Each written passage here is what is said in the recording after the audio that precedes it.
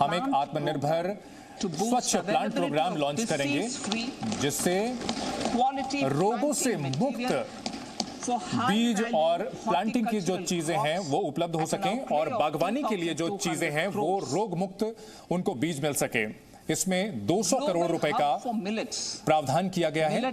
Millets यानी कि जो मोटा अनाज होता है उसे हम श्री अन्न कहते हैं।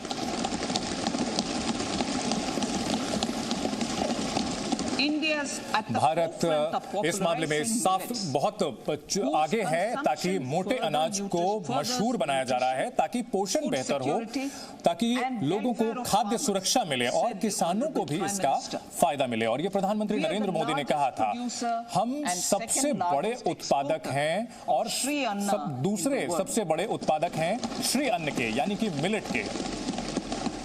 हम अलग अलग तरीके के श्री अन्न उगाते हैं जैसे कि श्री अन्न ज्वार, श्री अन्न रागी, श्री अन्न बाजरा, श्री अन्न कुट्टू, श्री अन्न रामदाना, रामदनी, कमनी, कोडो, चीना और सामा। ये अलग अलग प्रकार हैं श्री अन्न के, मिलेट के। ये इसके बहुत सारे स्वास्थ्य लाभ हैं और हम इसका एक एकीकृत हिस्सा रहे हैं। सदियों से हम इसका हिस्सा रहे हैं और हम गर्व के साथ स्वीकार करते हैं कि हमारे जो छोटे किसान हैं उन्होंने बहुत बेहतरीन काम किया है और अपने नागरिकों के लिए, साथी नागरिकों के लिए, उनके स्वास्थ्य के लिए ये श्री अन्न उगाकर उन्होंने काफी बड़ा योगदान दिया है। अब भारत को एक वैश्विक हब बनाना है हमें श्री अन्न के क्षेत्र में। इसलिए Indian institute of millet research, Indian institute of Shri Anna research Hyderabad में इसको सपोर्ट किया जाएगा। इसे उत्कृष्ट केंद्र के तौर पर, सेंटर ऑफ एक्सेलेंस के तौर पर डेवलप किया जाएगा, जहां पर रिसर्च की जाएगी, टेक्नोलॉजी की जाएगी और इसे अंतर्राष्ट्रीय स्तर पर किया जाएगा। एग्रीकल्चरल क्रेडिट टारगेट यानी कृषि कर्ज का जो टारगेट है इसे कई लाख करोड़ तक बढ़ाया जाएगा, जिसमें कि अनाज उगाने के साथ साथ हॉर्टिकल्चर को और इसमें मत्स्य पालन को भी शामिल किया जाएगा। पीएम मत्स्य संपदा योजना जो कि एक मौजूदा स्कीम है जो अभी भी चल रही है, इसके साथ एक हम और साथ में एक स्कीम जोड़ रहे हैं जिसमें 6000 करोड़ का इन्वेस्टमेंट हम इसका लक्ष्य रख रहे हैं, ताकि ये जो गतिविधियां बढ़ें, मत्स्य पालन की गतिविधियां बढ़ें, मछली पालन की गतिविधियां बढ़ें और जो सूक्ष्म और लघु उद्यमी हैं वो इसके साथ जुड़ सके और बाजार बढ़े, ये हम सुनिश्चित करेंगे इसके जरिए। किसानों की अगर बात करें, खासतौर पर छोटे और सीमांत किसानों की बात करें और जो दूसरे हाशिए पर के तबके हैं, इसके लिए हम सहकारी एक मॉडल हम तैयार करना चाहते हैं। एक मिनिस्ट्री कोऑपरेशन सहकारिता मंत्रालय की हमने स्थापना की थी, जिसका मकसद ये था कि सहकार से समृद्धि हासिल की जाए। और इस दृष्टिकोण को साकार बनाने के लिए हमने कंप्यूटराइज्ड करने की प्रक्रिया शुरू कर दी है। 63,000 जो प्राइमरी एग्रीकल्चरल क्रेडिट सोसाइटीज हैं उनको हम कंप्यूटराइज कर रहे हैं और इसके लिए 2,516 करोड़ इसमें लगाए जाएंगे। इसमें सभी हितधारकों से सलाह ली जा रही है, सभी राज्यों को इसमें जोड़ा जा रहा है और आधुनिक जो भी उपनियम हैं उनको लागू किया जाएगा ताकि इसमें आगे बढ़ सके। एक राष्ट्रीय कोऑपरेटिव डेटाबेस तैयार किया जा रहा है जिसमें पूरे देश में जो कोऑपरेटिव सोसाइटी है उनकी मैपिंग की जा सके और इसके आधार पर हम एक ऐसी योजना बनाएंगे ताकि एक विकेंद्रीकृत स्टोरेज कैपेसिटी बनेगी, भंडारण की सुविधा होगी। ये किसानों को मदद करेगा ताकि वो अपने प्रोड्यूस का भंडारण कर सके, अपने उत्पाद का भंडारण कर सके और उनको मुनाफा हो, वो सही समय पर बिक्री कर सके।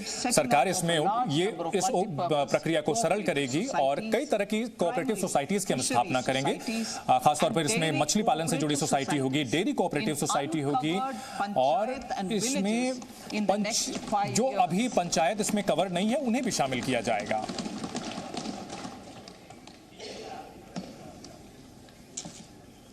हेल्थ, एजुकेशन एंड स्किलिंग, स्वास्थ्य, शिक्षा और कौशल विकास, 157 नए नर्सिंग कॉलेजेस की स्थापना की जाएगी।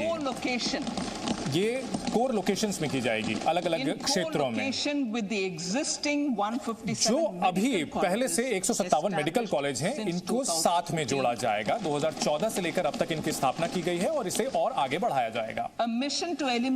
एक मिशन शुरू किया जा रहा है ताकि एनीमिया को खत्म किया जा सके 2047 तक।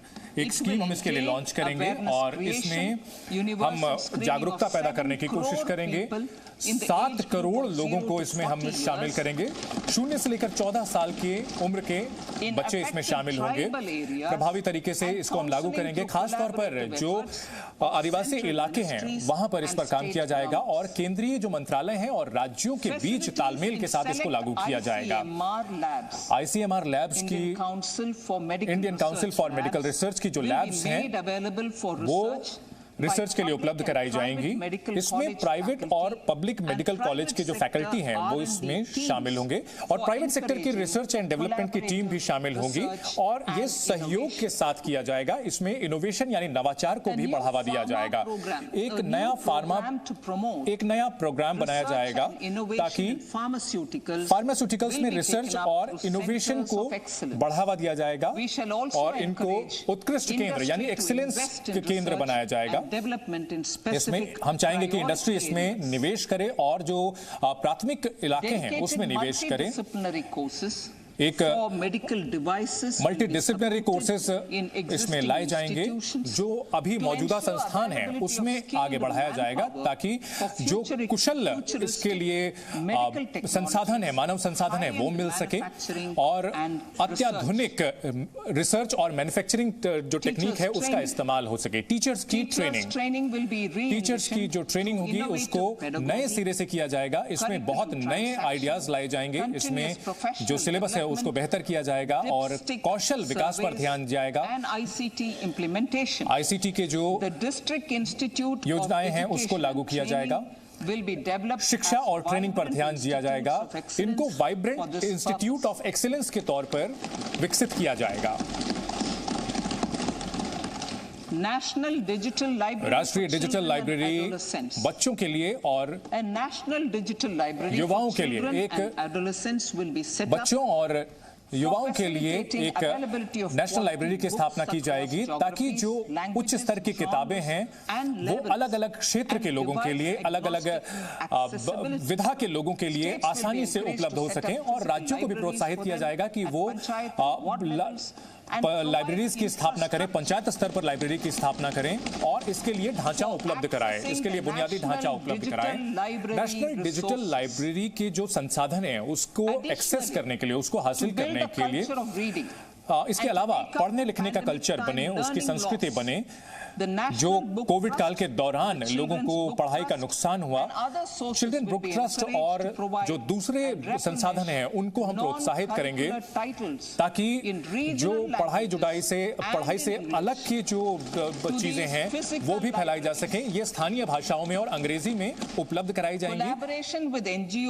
इसमें NGOs के साथ भी गठजोड़ किया जाएगा ताकि शिक्षण के क्षेत्र में आगे बढ़ें, साक्षरता को लेकर हम आगे बढ़ें ताकि इसमें हम सब कुछ शामिल कर सकें। फाइनेंशियल लिटरेसी यानी वित्तीय जो शिक्षण होता है वो भी जोड़ना होगा। वित्तीय जो नियामक हैं उनको भी हम प्रोत्साहन देंगे ताकि वो उम्र के हिसाब से जो पढ़ने लिखने की चीजें हैं, वो सामग्री है, वो इन लाइब्रेरीज को उपलब्ध कराएं।